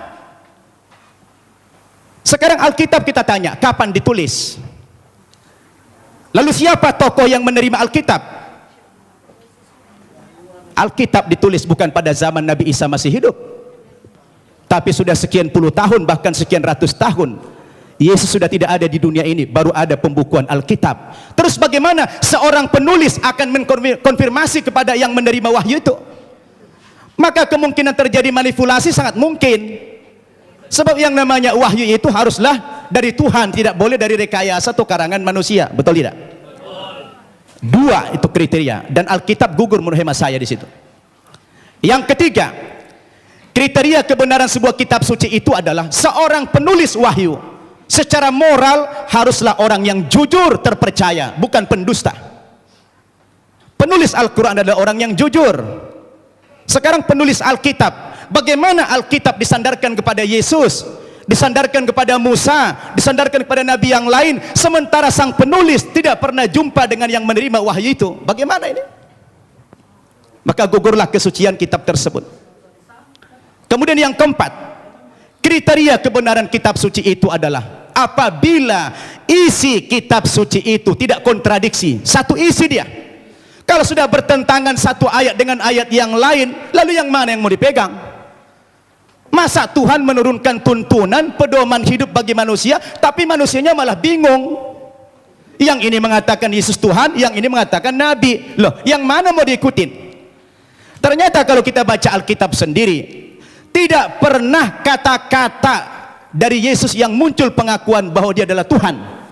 Kalau kita baca dalam Injil Markus pasal 12 ayat 28 dan 29, ternyata Yesus sendiri mengatakan Tuhan itu adalah Allah yang Esa. Itu ada dalam Alkitab yang sudah dibaca oleh Pak Insan tadi. Lalu siapa yang mengatakan Yesus Tuhan? Itu Paulus ternyata. Yang mengatakan dia Tuhan itu Paulus, bukan Yesus.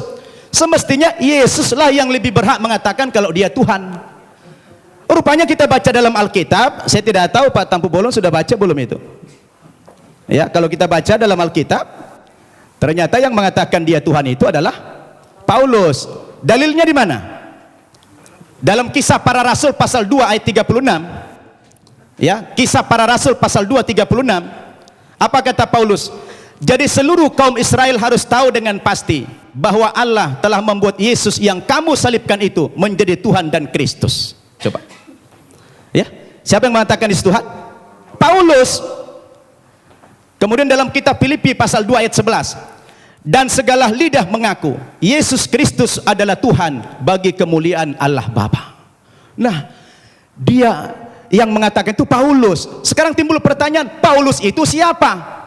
Paulus itu bukan muridnya Yesus, bukan sahabatnya Yesus, bukan pengikut Yesus, tapi Paulus itu adalah musuhnya Yesus.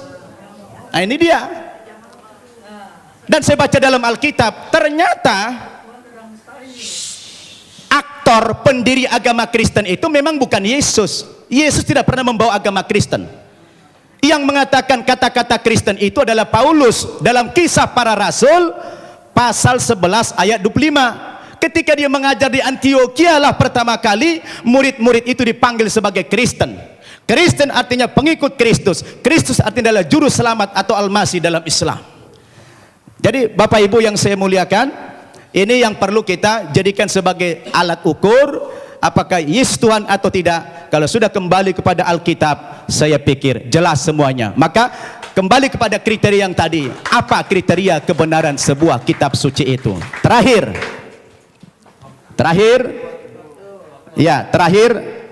kalau saya baca dalam Alkitab, ada beberapa alasan-alasan yang mengatakan dalam iman Kristiani dikatakan dia Tuhan. Yang pertama, rupanya karena Yesus itu lahir tidak punya bapak. Karena ajaib dia lahir sehingga dianggap Tuhan. Lah kalau kita bicara logik, sebenarnya Nabi Adam itu lebih berhak menjadi Tuhan. Karena dia tidak punya bapak, tidak punya ibu. Yang kedua, dikatakan Nabi Isa atau Yesus itu pernah menghidupkan orang mati. Lalu dikatakan Tuhan. Tapi saya baca dalam 1 Raja-Raja pasal 17 ayat 20 sampai 22, rupanya bukan Yesus satu-satunya yang pernah menghidupkan orang mati. Ada nabi yang lain namanya Elia. Elia juga pernah menghidupkan orang mati. Lalu kenapa Elia tidak dipanggil Tuhan? Ini menjadi pertanyaan yang menarik sekali. Sayang sudah dekat, saya sudah habis waktunya. Jadi terima kasih Bapak Ibu. Mudah-mudahan dialog kita terus berkembang. Wassalamualaikum warahmatullahi wabarakatuh. Waalaikumsalam warahmatullahi wabarakatuh. Bapak Ibu, inilah saatnya Bapak Ibu untuk bertanya. Assalamualaikum warahmatullahi wabarakatuh. Nama saya Winda dari BSD. Saya mau menanggapi masalah yang kita di Islam adalah kita diperintahkan juga dihimbau untuk berdebat seperti yang dikatakan bermusyawarah pada saya sering bermusyawarah dengan teman saya di Malang. Dia orang Kristiani, bergereja di Betani dan dia mengaku sekolah pendeta. Saya sering berdialog dengan dia dan pernah saya mengatakan dalam kasus penghinaan Nabi Muhammad ini, akhir-akhir ini saya pernah bertanya kepada dia, apa pendapatmu jika agamamu dinodai? Kemudian dia menjawab, Kristen bukan agama. Nah, dari situ saya bertanya-tanya, kalau memang Kristen itu bukan agama, lalu Yesus yang diimani oleh orang Kristiani sebagai Tuhan itu sebagai apa? Sedangkan kalau di Islam kan sudah jelas bahwasanya Islam adalah dinullah, agama Allah, salah satunya agama Allah yang diridhoi Allah. Tapi kok dengan dia berbicara seperti itu, teman saya yang itu bagaimana menurut Bapak dari Kristiani ini?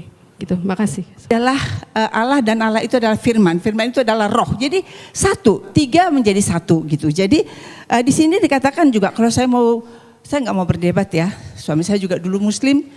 Suami saya Muslim selama 38 tahun pernikahan. Kami menjalani dengan sangat luar biasa.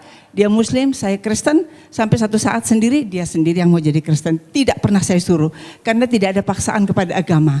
Dan Kristen itu memang Yesus itu adalah jalan keselamatan. Karena dia berkata, akulah jalan hidup dan kebenaran. Tidak ada yang sampai kepada Bapa kalau tidak melewati aku gitu ya. Di kitab Yohanes 13 ayat 13 dikatakan, kamu menyebut aku guru dan Tuhan. Dan katamu itu tepat sebab memang akulah guru dan akulah Tuhan. Jadi di situ dia katakan juga dia guru dan dia Tuhan. Dia katakan nabi, dia katakan segala macam dia dikatakan. Bahkan dihina, dipukul, diludahi, tendang. Tapi apa dikatakan waktu di kayu salib?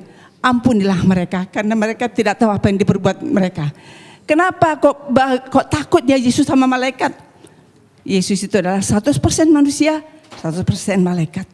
Jadi waktu dia menjadi manusia, dia lemah. Siapapun kita, waktu kita menghadapi kematian, kita takut, ya. Jadi sebagai manusia, dia takut. Dia takut, tetapi sebagai Allah dia tidak takut. Karena biarlah aku mati untuk menyelamatkan umat manusia.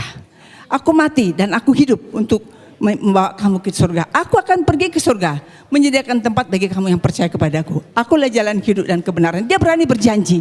Jadi hanya itu yang bisa saya sampaikan. Hanya menjawab dari perkataan dari Bapak bahwa dia adalah Tuhan 100% dan dia manusia 100%. Rohullah kalimatullah Isa Al-Masih. Saya baca Quran juga. Terima kasih, Tuhan berkati.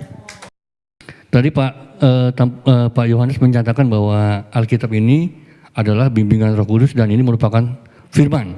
Jadi tidak boleh main-main dengan firman ini. Oke, sekarang saya coba mau membacakan satu di Korintus. Itu Paulus berkata, apa yang aku katakan, aku mengatakannya bukan sebagai seorang yang berkata menurut firman Tuhan. Dengan apa yang saya baca ini nampaknya kontradiksi Pak, karena Paulus sendiri dia mengaku bahwa apa yang diucapkan bukan firman Tuhan. Bagaimana Bapak bisa mengklarifikasi bahwa ini adalah firman Tuhan? Itu yang pertama.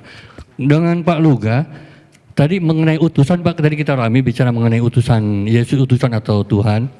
Di 13:13 yang tadi Ibu sampaikan tadi, itu Yesus berkata, aku guru dan aku Tuhan. Ya, tapi Bapak mungkin perlu cek dengan Pak Moko Ginta, Alkitab versi yang tahun 30 itu bukan Tuhan tapi Tuhan. Ya, jadi penambahan kata H itu berdampak sangat luar biasa. Tuhan Wisaksono menjadi Tuhan Wisaksono. Itu sangat bertentangan sekali, Pak. Oke, terus menyambung sedikit lagi di 13 Yohanes, masih di Yohanes juga, Yohanes 13 ayat 16, menurut saya sih ini ungkapan Yesus juga yang sangat jelas mengenai jati dirinya. Di mana Yesus berkata bahwa seorang utusan, dia utusan, ya. Tapi menyatakan dengan jelas, utusan itu tidak lebih tinggi daripada yang mengutus. Jadi ini secara logika itu, tadi seperti dikatakan Pak Nababan tadi, Akli tadi, kalau Yesus memang itu Tuhan, ya mestinya dia katakanlah, aku juga Tuhan, ya kan? Tapi dia bilang jangan jelas, seorang utusan tidak lebih tinggi daripada yang mengutus. Betul kan? Dan seorang hamba juga tidak lebih tinggi daripada yang menciptakan. Ya, terima kasih. Assalamualaikum warahmatullahi wabarakatuh. Assalamualaikum warahmatullahi wabarakatuh. Saya Mukti Ali, asal dari Sentul, Bogor. Tadi Pak Luga menjelaskan mengenai dari awal pernyataannya bahwa Yesus itu adalah Tuhan yang dahsyat, Tuhan yang hebat, Tuhan apa. Tapi tolong dijelaskan mengenai Matius 27:46. Itu peristiwa penyaliban ya. Sekitar jam 12 datang sebuah awan hingga kira-kira pukul 3 berteriaklah Yesus dengan suara yang nyaring. Eli Eli lama sabachthani. Tuhanku, Tuhanku, kenapa engkau tinggalkan aku? Lah, di sini kalau memang dia Tuhan, Tuhan yang mana dia panggil. Kemudian juga kok tidak sedahsyat yang Bapak sampaikan. Kemudian juga dalam tadi Bapak, mohon maaf Pak Yohanes, itu kan menyinggung masalah Lukas 4 ya. Lukas 24, mohon maaf, 24 yang 46-nya. Bahwa Mesias akan dibangkitkan pada hari ketiga di antara orang mati. Mestinya dilanjutkan, dan ini sudah dijelaskan dalam kisah Raja-Raja, kemudian Mazmur dan Torah.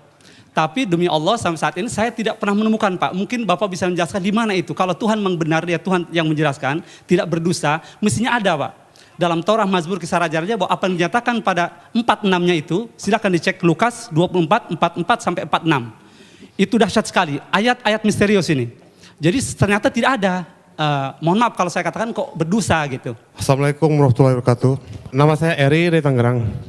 Ya, jadi tadi mengatakan bahwa Paulus bisa dipercaya karena mukjizatnya yang masih ada sampai sekarang. Yang terjadi pada pendeta-pendeta yang banyak menyembuhkan orang-orang. Namun ada satu permasalahan tadi, di mana ada orang yang mengaku dibayar.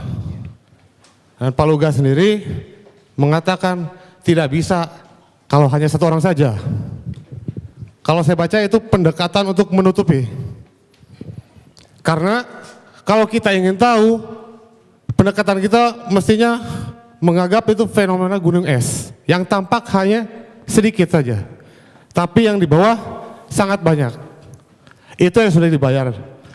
Dan bagaimana yang terjadi pada yang terjadi di Kenya, saudari Esther Mwande oleh pendeta Michael Njoroge, ia mengungkapkan bahwa saya disuruh untuk pura-pura sakit dan sembuh karena dia tidak dibayar akhirnya. Nah, jadi di mana letak mukjizatnya itu? Demikian, terima kasih. Saya sudah membaca bukunya Pak Insan. masalah dia bilang ayat-ayat Nabi itu, terus terang saya udah baca banget ayat itu. Dan saya udah tahu banget itu. Yesus tidak tahu hari kiamat, bagaimana dia Tuhan. Kok dia yang gak tahu hari kiamat? Terus terang, saya udah tahu banget itu. Nah sekarang, saya sedang menunggu-nunggu, Tuhan kapan saya waktunya untuk menjelaskan ini. Saya pengen banget untuk menjelaskan ini. Dan waktunya adalah hari ini. Gitu loh. Jadi artinya terus terang, bukannya saya nggak ngerti, orang mengatakan, Yesus sendiri mengatakan tidak ada nabi ditolak di asalnya. Yesus mengaku dirinya nabi, ya kan? Saya ngerti banget ayat itu. Tapi satu hal ada yang tidak sanggup kalian pahami, karena firman Tuhan berkata bahwa Alkitab itu harus dimengerti dengan Roh Kudus.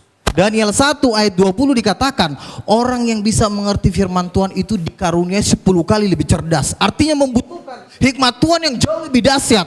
Bukan hanya sekedar firman Tuhan ditafsir sembarangan, tidak seperti itu.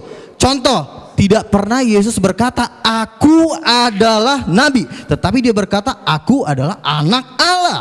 Jadi Yesus tidak pernah mengaku nabi. Memang Yesus berkata seorang nabi tidak diterima di asalnya. Sebenarnya Yesus sedang mengumpamakan dirinya dengan nabi-nabi karena orang-orang yang di situ belum ada yang menerima Yesus sebagai Tuhan, hanya sebagian. Jadi kalau Yesus mengatakan tidak ada seorang Tuhan, kan artinya Yesus menjelaskan ini, arti ayat ini cuma mengumpamakan nabi itu sebagai fungsi utusan dari Tuhan, karena memang Yesus dari Tuhan, tetapi dia tidak mengatakan aku adalah nabi. Nah, dari mana kita tahu bahwa Yesus tidak pernah mengaku nabi? Rasul Yohanes di dalam Wahyu 19 ayat 16 menjelaskan tentang arti anak Allah. Arti anak Allah bukan nabi, karena pada waktu Yesus datang kedua kali di jubahnya tertulis Raja segala raja, King of Kings. Mana ada raja segala raja? Banyak. Kalau nabi kan banyak. Tapi kalau raja segala raja, raja di atas segala raja, berarti udah nggak ada lagi di atasnya. Berarti dia adalah Tuhan, the King of Kings. Jadi begini, kita tidak bisa menafsirkan kitab para nabi menurut apa kata Ahmed Didat, karena penafsiran Bapak Insan Mokoginta itu kan diambil dari Ahmed Didat, hikmat-hikmatnya profesor doktor teologi yang nggak bisa buat apa-apa. Jadi penafsiran tentang Yesus harus diteguhkan dengan tanda-tanda mujizat, bukan hanya bergelar hanya doktor profesor ditafsirkan. Contoh misalnya, inilah Nabi Yesus dari Nazaret. Memang banyak orang mengaku Yesus nabi, tetapi Yesus tadi menolak di Matius 16. Engkau adalah salah satu di antara para nabi. Jawab Yesus apa? Dia diam, dia tidak mengatakan, iya betul kamu mengatakan bahwa aku adalah nabi. Dan Yesus, tolong tunjukkan Pak Insan di mana Yesus berkata, akulah, bukan hanya ayat-ayat ini itu, tapi mana tunjuknya? Akulah nabi. Tetapi Yesus jelas berkata, aku adalah anak Allah. Dan penafsiran nggak boleh sembarangan, karena di 2 Petrus dikatakan tidak boleh orang menafsirkan kitab suci menurut kehendaknya sendiri. Haleluya. Berikan dulu kemuliaan buat Tuhan. Udah siapa banget. Mana? 2 Petrus 2:1. Orang basic. Nih. Yang terutama kamu harus ketahui. Aduh, tuh, Tuhan marah kan? Yang lain lo nggak punya.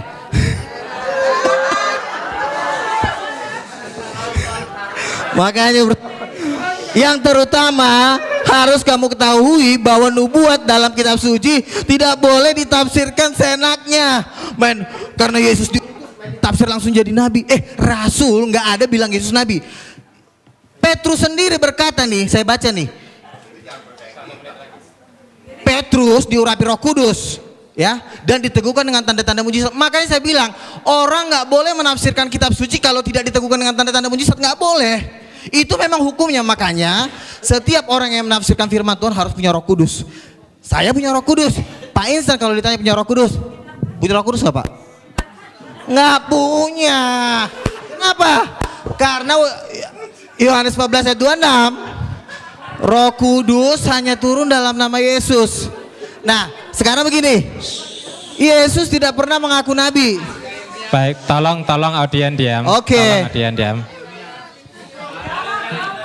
Udah. Saya dari tadi Moderator sebenarnya menjawab pakai logika, tetapi Waktu karena habis. memang kalian belum memahami, jadi kalian bilang saya sosok berceramah. Enggak, kan saya bilang, oke, satu aja, tunjukin Bisa. ayatnya sama saya. Yesus berkata, akulah nabi, tunjukin. Baik, waktu habis. Baik, waktu habis. Akulah nabi, bukan penafsiran. Ini penafsiran. Aduh, akulah nabi. Tolong. Udah. Oke. Tolong. Baik, waktu habis. Terakhir ya. Baik.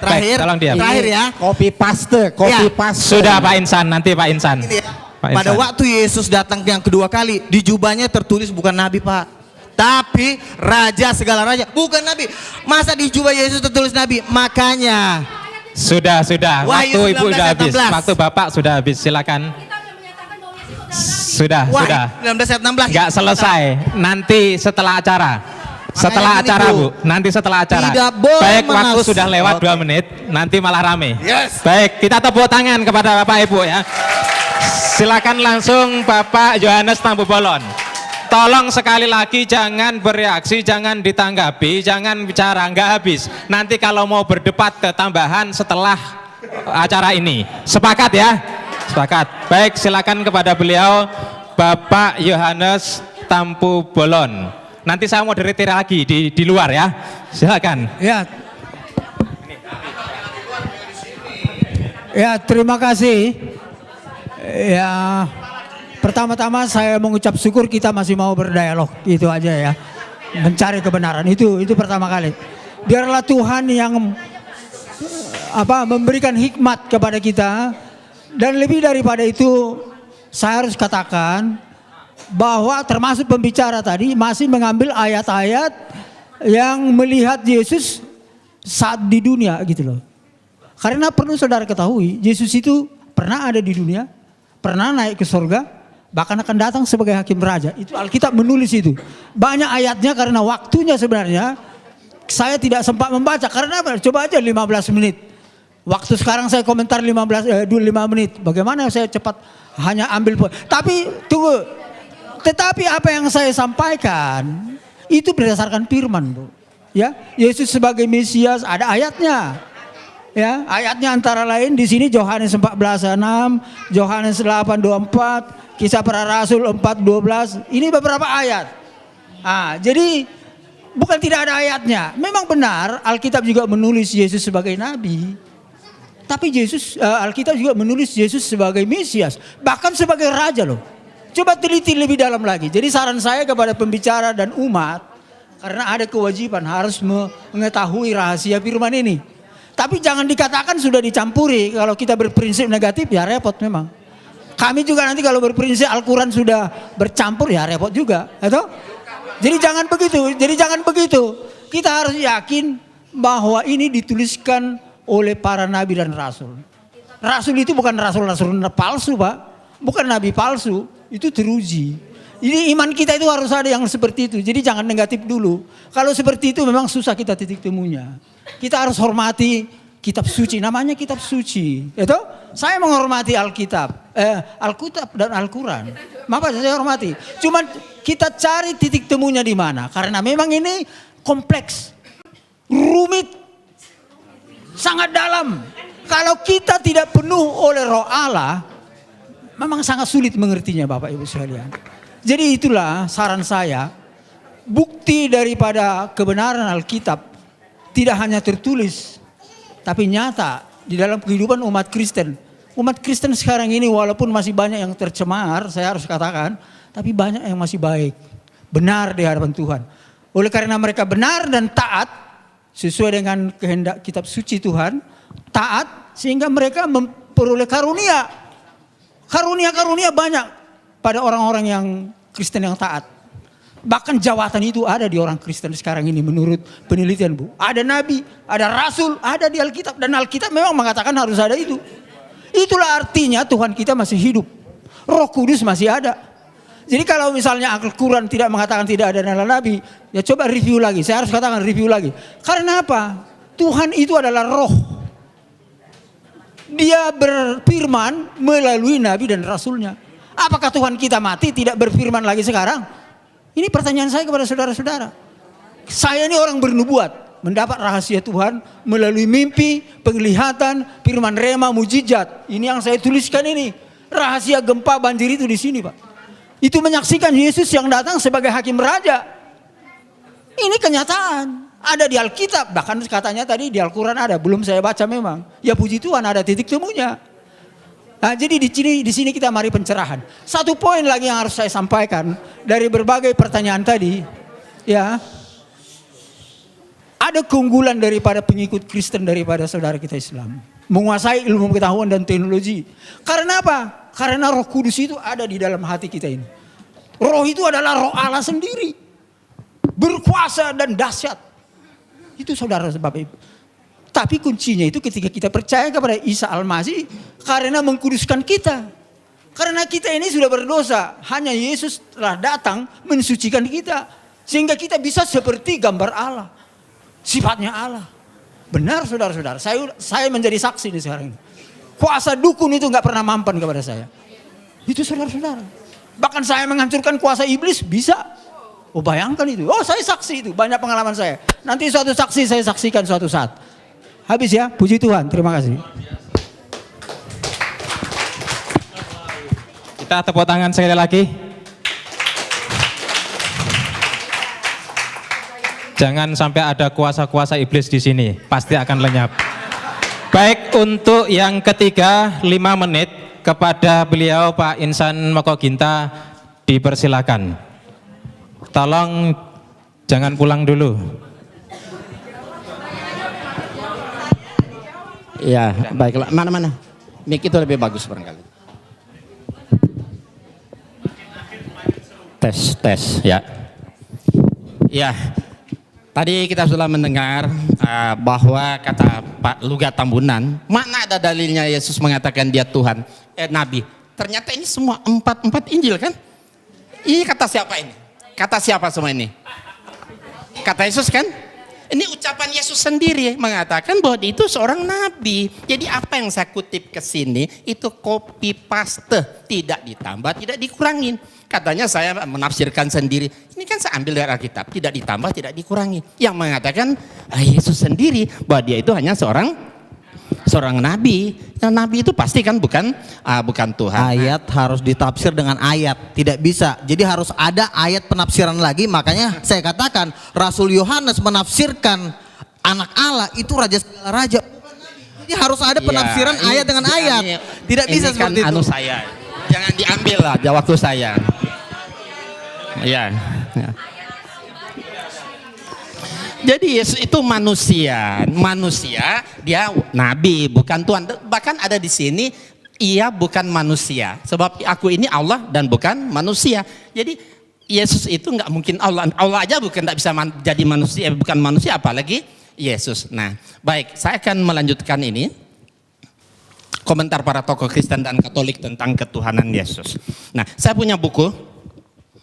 Ini ditulis oleh seorang Kristen namanya Franz Donald. Dia Kristen Tauhid namanya, tidak percaya Yesus Tuhan lagi. Ya, nah, dalam buku ini saya kutip. Ya, kita lihat komentar dan berani para tokoh Alkitab dalam seminar diskusi intelektual keilahian Yesus Kristus dari perspektif Alkitab. Nah, kita lihat pertanyaannya, mana yang benar? Yesus Kristus itu anak Allah atau Allah anak atau keduanya atau lainnya? Nah, pendeta Dri ini Brotosudarmo dia mengatakan Yesus adalah dikatakan Yesus adalah anak Allah, bukan Allah anak. Nah, ini saya tegaskan, di dalam Yesus kita dapat mengenal Allah. Kemudian kita lihat Profesor Banawi Ratman. Saya tidak mengatakan Yesus itu Allah. Yesus itu anak Allah. Dan dogma Yesus sebagai Allah adalah hasil rumusan Konsili Nicea tahun 325 Masehi. Konsili Nicea inilah yang menjadikan Yesus sebagai anak Allah. Beliau menegaskan pula bahwa konsili itu tidak alkitabiah. Nah, kesalahannya katanya dogma teologi dianggap bisa memberikan kesimpulan tentang Trinitas yang terjangkau, padahal tidak. Saya tidak setuju dengan bahasa dogma. Saya lebih suka memilih yang sederhana, yaitu bahasa Alkitab. Yesus bukan Allah, tapi Yesus jalan menuju Allah. Beliau menegaskan pula bahwa memang saat ini jemaat-jemaat sudah punya tradisi bahwa Yesus adalah Allah. Gereja sangat sulit mengubah teks liturgis yang bernada dogmatis. Ungkapnya, beliau mengungkapkan, andai kata gereja-gereja berani sepakat untuk merombak dogma liturgis, maksudnya tentang Trinitas, ya silakan. Nah, ya kan? Nah, kemudian ini Hortensius. Dia sarjana sekolah tinggi filsafat. Dalam acara tersebut beliau katakan apa? Yesus itu tidak pernah memperkenalkan dirinya sebagai Allah. Yang juga dikatakan Paulus tidak pernah menyebut Yesus Kristus sebagai Allah. Jadi beliau yang sangat paham bahasa Ibrani dan Yunani menegaskan pula, harus ditegaskan bahwa dalam perjanjian baru tidak pernah ada rumusan Yesus adalah Allah. Nah, dengan sangat berani dan tajam beliau sampaikan pendapatnya yang sangat mengagetkan para hadirin yang mendengarnya. Kata beliau, saya keberatan dengan istilah Allah Bapa, Allah Anak dan Allah Roh Kudus. Selanjutnya beliau katakan, Yesus itu jalan menuju Allah. Rumusan 100% Allah, 100% manusia itu hasil konsili Kalkedon, bukan kitab suci. Dalam Alkitab Yesus tidak pernah disebut sebagai Allah sejati. Menurut Romo Tom Yakob dari Katolik ini. Ya, kalimat Yohanes pasal 1 ayat 1 seperti yang dikutip Ibu tadi juga, firman itu adalah Allah. Beliau tegaskan, Yohanes justru menekankan bahwa firman tidak sama dengan Allah, tapi bersama-sama dengan Allah. Nah, satu lagi terakhir, yang paling menarik, salah satu pertanyaan jamaah kepada pastor. Bagaimana pengalaman Anda selama menjadi pengikut Yesus? Romo menjawab, itu adalah sebuah pertanyaan yang sangat bagus. Dulu sebelum tahun 1974, kehidupan saya tidaklah baik. Dan saat itu sebelum tahun 74, saya yakin Yesus sungguh Allah dan sungguh manusia. Tetapi setelah tahun 74 sampai sekarang, saya tidak lagi berdoa kepada Yesus, tapi saya berdoa kepada Allahnya Yesus dengan dorongan Roh Kudus. Lah, saya lebih Kristiani sejak saya percaya Yesus bukan Allah daripada sebelumnya ketika saya percaya Yesus itu adalah Allah. Sedikit ya. Dan ini terakhir sekali lagi, siapakah dari pertanyaan yang diajukan kepada pembicara, siapakah Yesus menurut Alkitab? Apakah dia Allah sejati atau bukan? Nah, 3 dari 4 narasumber Kristen itu mengatakan Yesus itu bukan Allah sejati. Allah adalah Bapa dan Yesus itu utusan Allah. Berarti Nabi kan?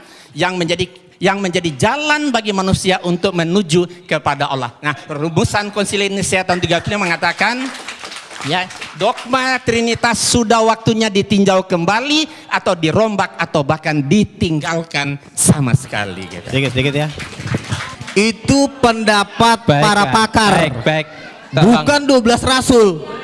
Nah, Anda mau hidup menurut kata pakar atau 12 rasul? Karena pakar-pakar ini nggak ada kuasa, nggak ada tanda-tanda mujizat. Baik, terima kasih. Nah, jadi kalau mau ikut percaya sama orang pemimpin, ikutilah para penginjil-penginjil dunia yang telah melakukan dan kesaksian mereka, bukan kata ini. Mereka ini juga kita nggak tahu siapa, yang kita percaya aja, jangan-jangan mereka udah di neraka lagi. Terima kasih Pak Luka. Nanti ada waktunya dalam debat yang ketiga, Pak. Silakan yang terakhir kepada Ustadz Samsul Arifin Nababan. Waktu kita berikan 5 menit. Tolong diingat, bicara yang padat, rinci dan jelas, singkat. Kepada beliau dipersilakan. Terima kasih Bapak Ibu, sudah kupas tuntas semua jawaban-jawaban dari pembicara. Saya hanya ingin tegaskan kembali bahwa Pak Tambunan maupun Pak Tampu Bolon lebih banyak berbicara dalam dialog ini dengan mengembalikan kepada dogma saja. Semestinya kita dialog begini harus dialog konsep. Jadi kita semua kembali mengacu kepada nas. Dan kita semuanya pakai copy paste. Tapi Bapak berdua tadi selalu mengembalikan kepada dogma. Jadi atas bimbingan Roh Kudus. Dan tanpa diperinci apa itu Roh Kudus dan siapa itu Roh Kudus. Mengambang. Kalau tadi beliau berdua menjelaskan, terutama Pak Tambunan, tidak ada nas dalam Alkitab aku adalah nabi tapi anak Allah. Itu bisa dibaca dalam Matius pasal 3 ayat 16 sampai 17.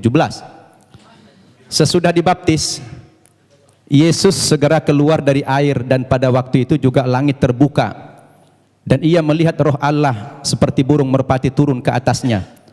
Lalu terdengarlah suara dari sorga yang mengatakan, inilah anakku yang kukasihi, kepadanya lah aku berkenan. Satu. Kemudian dalam Injil Lukas pasal 4 ayat 41. Dari banyak orang keluar juga setan-setan sambil berteriak, engkau adalah anak Allah.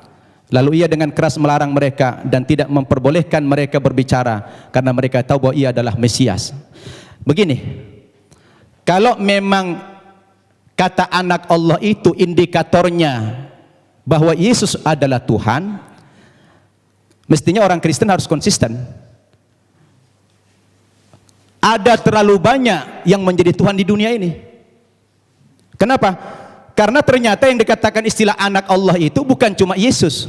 Coba dibaca dalam kitab Matius pasal 5 ayat 9, Injil Matius pasal 5:9, dikatakan di sini, berbahagialah orang yang membawa damai karena mereka akan disebut anak-anak Allah.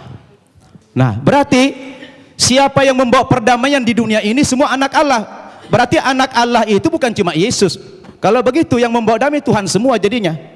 Nah, jadi ini perlu dipahami. Maka dalam Islam kata anak Allah itu bukan Tuhan tapi hamba, abduhu wa rasuluh, hamba dan utusannya. Jadi malah membingungkan kalau dikatakan Yesus itu anak Allah lalu dipresentasikan sebagai Tuhan.